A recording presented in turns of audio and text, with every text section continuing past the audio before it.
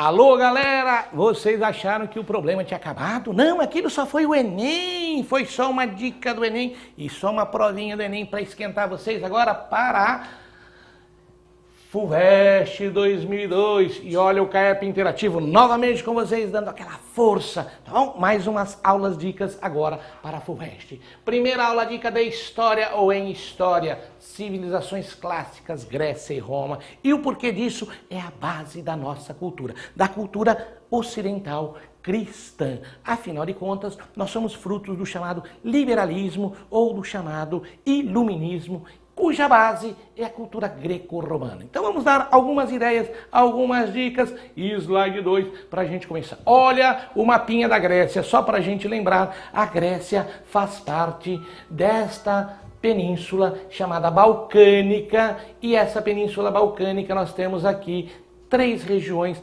praticamente bem claras. A Grécia continental, a Grécia peninsular, as penínsulas, e a Grécia insular, as várias ilhotas. Você já pode perceber que o que não falta nessa região é uma profunda riqueza de águas ao seu redor. Ou seja, por um lado a Grécia vai ter dificuldade para a agricultura, já vamos ver, e para a pecuária, mas vai ter uma facilidade muito grande para a questão do transporte marítimo e, portanto, para o comércio marítimo. Vamos lá, dona Grécia, ligeiríssimo. Olha lá a primeira ideia. O solo grego não produzia alimento suficiente para uma população em crescimento e, cada vez mais, as poucas terras férteis concentravam-se nas mãos de poucos, que ao mesmo tempo usufruíam do poder político.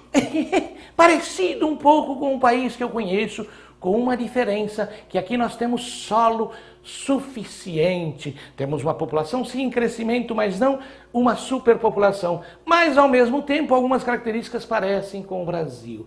As terras férteis concentram-se nas mãos de poucos, e esses poucos, que também são os latifundiários, vão concentrar em sua mão o poder político. Olha que interessante, a história já nos deixa uma dica. Quem tem terra tem poder político, desde a Grécia Antiga, portanto. Ora, se esse pessoal, portanto, não tem condições de sobreviver dessas questões da terra ou crescer um povo assim, eles vão buscar o aspecto da vocação para o comércio marítimo, como está dito aqui, né? Sul da Península Balcânica, uma região montanhosa, um clima seco, litoral recortado, excelentes portos naturais.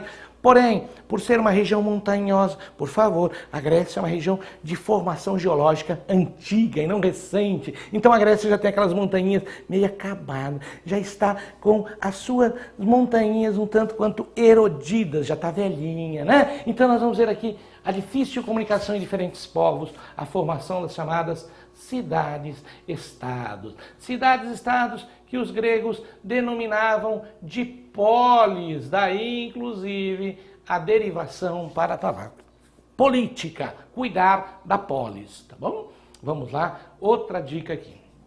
Ora, quando a gente fala em Grécia, a gente lembra basicamente de duas cidades-estados. Tem mais, né? A Grécia tinha mais ou menos umas 160 cidades-estados, cada uma tinha o seu tipo de governo, algumas influenciavam as outras, mas uma das características é que elas eram independentes, né? Por isso cidade-estado. Mas duas em especial se destacam. Esparta, por ser uma cidade tipicamente militar, tá bom? E depois nós vamos ver Atenas. Então vamos lembrar de Esparta, né? A gente lembra até dos filmes 300, né? Oh, meu Deus do céu, quanta violência. Esparta fica na planície da Lacônia.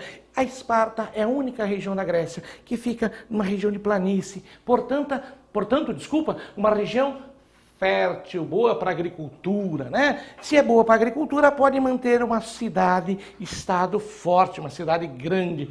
Por isso, esse pessoal vai conseguir manter, digamos que, um exército fortalecido. Esta região, as terras eram cívicas, ou seja, pertenciam ao Estado. E os escravos também eram geralmente escravos por guerra ou por dívida. Naquela época, quem tinha muita dívida era escravo. Ai, meu Deus, se fosse assim, Casas Bahia e companhia não precisava de funcionário. Banco, então, nem fala, né? Só escravo ia trabalhar lá. inclusive professores. Então, olha só, moçada, vamos aqui para a ideia. As terras são do Estado, os escravos eram do Estado e a educação era do Estado. Você já está percebendo que a cidade de Esparta tem um Estado forte, centralizado, né? Um Estado que a gente vai chamar de oligarquia militar. Então, é a oligarquia porque são os donos de terra e, ao mesmo tempo, esses donos de terra vão ser os generais da cidade. Aliás, em Esparta a gente tem uma característica que todos os espartanos nasciam para ser soldados. Olha algumas características disso. Eles tinham xenofobia. Por favor, não é o que o Marcelão tem. O Marcelão tem outra coisa que você vai substituir este E por A. É diferente a questão do Marcelão de geografia. Os gregos... Marcelão! Essa história de xenofobia, hein, Marcelão? Os gregos tinham xenofobia, aversão aos estrangeiros, fobia, não gostavam. Ó, característica de uma cidade militar, não tem uma pessoa que goste da outra que é capaz de fazer guerra e matá-la. Então, daqui vem a ideia do nacionalismo espartano, de se sentir inclusive melhor que os outros, de se sentirem maior que os outros. Portanto, o estrangeiro é feito para ser morto em guerra. Oh, delícia fazer guerra! Eles esquentavam a mãozinha e pau nos vizinhos, né? Ora, outra característica, laconismo. O que seria esse laconismo, moçada? O laconismo, na realidade, ele é uma educação militarizada. Ora. Finalidade da educação militar é a fazer as pessoas falarem assim, sim, senhor, não, senhor. Pronto, o senhor já está alfabetizado, já é um bom soldado. O que tu não pode ter é espírito crítico, não questionar a sociedade, né? Então eles tinham aversão aos estrangeiros, laconismo, e agora uma característica que a gente muitas vezes olha com um olhar atravessado, fala, eles tinham coragem de fazer isso? Tinham. Eles tinham a ideia da eugenia, deles acreditarem que serem superiores, buscavam a chamada raça perfeita, tá aqui a raça perfeita, porque todos deveriam ser soldados. Ô mãe, para que você está grávida? Eu estou grávida para dar a Esparta um soldado. Mamãe, qual é sua maior sonho? Qual é o seu maior sonho? Ver o meu filho morrer em campo de batalha. O amor deslavado de uma mãe, né? Cada sociedade com sua maluquice. E olha só, soldados não podem ter necessidades especiais, moçada. Ora, como vai ter um soldado cego? Fazer guerra em braille, dá licença, deixa eu pegar aqui. Ai, não pega ali, senão você para com a guerra. Então, não tem como fazer soldados com pessoas cegas, pessoas coxas e mancas, pessoas surdas. Ora, é complicado. Então, as crianças que porventura nascessem com alguma necessidade especial, aliás, todas as crianças ao nascer eram examinadas, né? Examinadas pelos éforos, pelos senhores de idade, para que pudessem ver se essas crianças poderiam continuar vivas ou não. É isso mesmo que você entendeu, continuar vivas ou não, porque as crianças com necessidades especiais, elas eram eliminadas, mortas, abandonadas no campo dentro de vasos de cerâmica grande, até morrer de inanição ou jogadas em um desfiladeiro. Olha, o papai vai levar você para passear no parque, você vai andar de tobogã, filhote. Tchau! Como você vai subir? Se vira, tá bom? Justo você que não enxerga, que não anda. Olha só, moçada, que absurdo, as crianças com necessidades especiais eram eliminadas. A gente deve estar falando assim, meu Deus, abandonar as crianças nessa situação? Que bom, né? A nossa sociedade não abandona as crianças, ainda bem. Outra situação, a nossa sociedade também tem um amplo respeito pelas pessoas com necessidades especiais. A gente está cansado de ver, né, esse respeito sendo ocorrido no dia a dia. Meu Deus do céu, parecido, né? Então vamos lá. Sociedade espartana militarizada, xenófoba, laconista e eugênica, né? Características deles, tá bom? Ora, vamos lá para o próximo. Vamos falar agora um textinho, né, sobre Esparta. Olha, os esparciatas, que eram a classe, que era a elite, eles estavam constantemente preparados para enfrentar quaisquer revoltas. Daí a total dedicação à arte militar. A agricultura, o comércio e o artesanato eram considerados indignos para eles, que desde cedo se dedicavam às armas. Olha só, aos 7 anos, vamos pegar o marcador aqui, aos 7 anos, marcador, é você que eu quero, cara. Aos 7 anos deixava a família, sendo educado pelo Estado. Procurava fazer dele um bom guerreiro. Um bom guerreiro tem que saber o quê? Lutar, manejar armas, suportar fadigas, dor. Moçada, e não está aqui, mas eles tinham que aprender a roubar, porque em época de guerra tem que suportar todas essas situações. Sua educação intelectual era bastante simples, né? Bem simples. Oh, sim, senhor? Não, senhor. Aos 20 anos entrava para o serviço militar, que só deixaria aos 60, quando chegava lá, né? Passando a viver no acampamento, treinando constantemente para as coisas da guerra. Apesar de ser obrigatório o casamento após os 30 anos, ô louco, você achou que era coisa pior, era matar as crianças? É obrigado a casar após os 30 anos. Viu, Marcelão? Tá bom? Apesar de ser obrigatório o casamento após os 30 anos, sua função era simplesmente a de fornecer mais soldados para o Estado, né? Sociedade tipicamente militar. Você deve estar pensando, em época de guerra, esses caras deveriam ser terríveis. E eram. Atenas, outra cidade-estado, marcada justamente por ser uma cidade que nós marcamos pela política e pela filosofia. É o avesso, de certa forma, de Esparta. Atenas fundada pelos jônios, na Península Ática, numa região que não tem a mesma riqueza de terras como tem Esparta. Por isso, péssima para a agricultura, desenvolvimento da indústria cerâmica e agricultura de exportação. Atenas, se quis crescer, se tornou um centro mercantil no mar Egeu. Portanto, Atenas se notabilizou pelo comércio marítimo. Política passou por vários estágios e o que mais nos interessa nesses estágios é a chamada democracia. Herdamos dos atenienses a democracia. Olha, demo, povo, cracia, poder, cracia, governo, governo do povo. Que bonito, né, cara? Quando a gente ouve falar assim, parece que todos em Atenas participavam. Eram todos, desde que fossem do sexo masculino. Não necessariamente homens, né? Mas tinha que ser do sexo masculino. Que fossem elitistas, ou seja, que tivessem condições de pagar impostos, pelo menos condições de pagar impostos, e escravista. Ora, e a sociedade grega era uma sociedade tipicamente escravista, que dependia inclusive do trabalho escravo para a sobrevivência da cidade. Isto são características da democracia ateniense lá no passado. Agora, tem uma característica que eu acredito que seja interessante. Ela era direta. O que isso significa?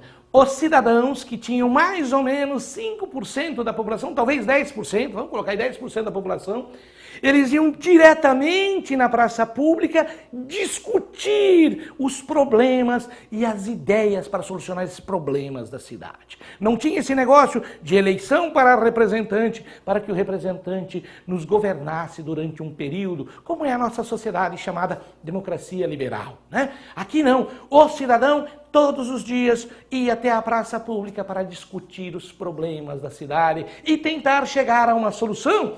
Inclusive, dicas para vocês. É nessa situação que começa a surgir as correntes filosóficas. Porque se eu quiser discutir ideias, eu tenho que ser bom de raciocínio. Isto aqui só fala o que isto pensa. E isto dá um grande salto à oralidade, né? O orador tem que ser um bom pensador. Daí surge-se também características da filosofia.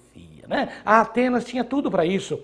Contato com povos diferentes devido ao comércio, povos diferentes, culturas diferentes, ideias diferentes. Faz-me pensar a minha. Segundo, eles não eram xenófobos, portanto. Segundo, para a política de Atenas surtir efeito, as ideias tinham que ser discutidas em praça pública, e para serem discutidas em praça pública, necessariamente precisava-se pensar. Então, o ateniense amava pensar, amava discutir ideias. Isso é bom, viu? Agora tem um detalhe. Quem não aceitasse as características da democracia grega, claro que não é uma democracia, de certa forma, totalmente aberta, ela tem características, por exemplo, machista, elitista, escravista. Quem questionasse isso, quem fosse contra o tipo de democracia grega ou ateniense, passava pelo tribunal do ostracismo, do exílio, a gente pode chamar de exílio, alguns textos atuais chamam o exílio de ostracismo. O que seria isso? Os cidadãos nocivos à democracia eram expulsos por 10 anos da cidade, mas não perdiam suas posses. Depois de 10 anos poderiam voltar a retomar suas posses e não critica a democracia grega, funciona do jeito que ela está aí. Então, de certa forma, é uma democracia, mas nem tanto. Né? Ora, moçada, interessante. Agora, por favor, bota uma coisa na sua cabeça. Para o grego, não havia castigo pior do que ser mandado fora da sua cidade. Porque o grego, cada cidade é uma cidade-estado e ele ama a sua cidade. Portanto, ficar fora da cidade por 10 anos era uma punição considerada pior do que a pena de morte. Tá bom? Entenda isso, por favor. Vamos lá para o próximo. A Constituição que nos rege, a democracia ateniense, na realidade, eles têm como princípio a igualdade. Olha que legal! Na vida pública, a consideração se ganha unicamente pelo mérito, e não pelo nascimento, e nem pelo puxa-saquismo, pela competência e o talento. A gente precisa aprender muito com esses caras aqui ainda, não? Todos entendem de política e se preocupam com ela, todos os 10%, por favor, hein?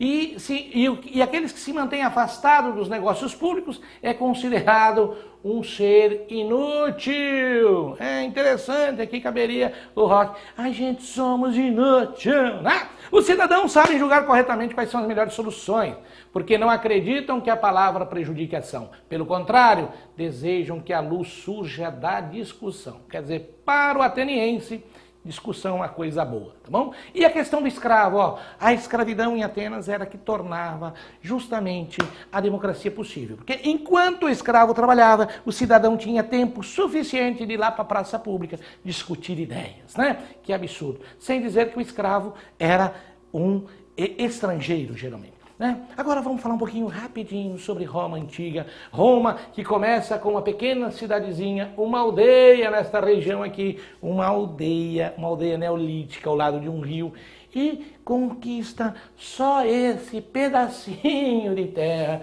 que vai à Europa. Isso aqui é tudo Europa, moçada. Ou inclusive a dona Grécia está aqui, conquistada pelos romanos, passando pela Ásia e por todo o norte da África. Os romanos só conquistaram isso através da guerra. Ô pessoal de mau humor, TPM 365 dias por ano. E eles estavam aqui, de certa forma, muito bem localizados, porque eles dominavam comercialmente o mar Mediterrâneo, ou seja, o comércio entre a Europa, a África e a Ásia. Ora, um dos povos que conquistou a maior parcela de população do planeta.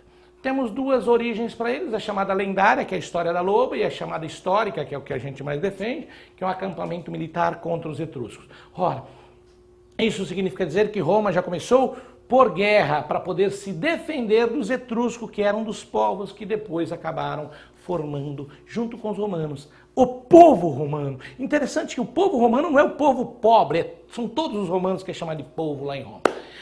Nós tínhamos Roma, uma economia baseada na agricultura no começo, no pastoreio e depois principalmente em guerra. Foram os romanos que descobriram que guerra é um bom negócio. Afinal de contas, invadi o vizinho, tomei-lhe as terras, fiz dele escravos e ao mesmo tempo arranquei-lhes as riquezas e levei para minha terra. Tá bom? A sociedade era dividida entre patrícios, plebeus e clientes e plebeus, que seja muito mais baseado em patrícios e plebeus. Né? Os patrícios eram os donos da terra, os plebeus que trabalhavam para ela, o MST da época. Meu Deus do céu. A política era dominada pelos patrícios. Quem tem terra tem poder político. Não? Porém, os patrícios com o tempo perceberam que eram eles que ganhavam a riqueza de Roma, que defendiam Roma, que produziam Roma, que limpavam Roma. E aí, meus amigos, surgiu o primeiro Lula da história. Eles também tiveram um Luiz Inácio lá. Um não, vários. A partir do século V a.C., começou a haver as chamadas lutas plebeias ou as reivindicações do povo. A primeira coisa, fizeram uma greve, subiram no morro, cruzaram os braços e lá em cima gritavam para os romanos de baixo, que na realidade eram os patrícios. Seguinte, companheiro, nós está aqui em cima, ó a gramática, hein? Nós está aqui em cima do morro e nós não desce daqui enquanto nós não tiver participação na política. Eu quero ser político, de preferência comprar um avião novo. Tá bom? Eu quero mandar também com esses meus 4 dedos, mas eu quero organizar Roma. Legal, moçada, os plebeus organizaram uma paralisação e obrigaram os patrícios a dar a eles direitos sociais, direitos de pertencimento à sociedade romana.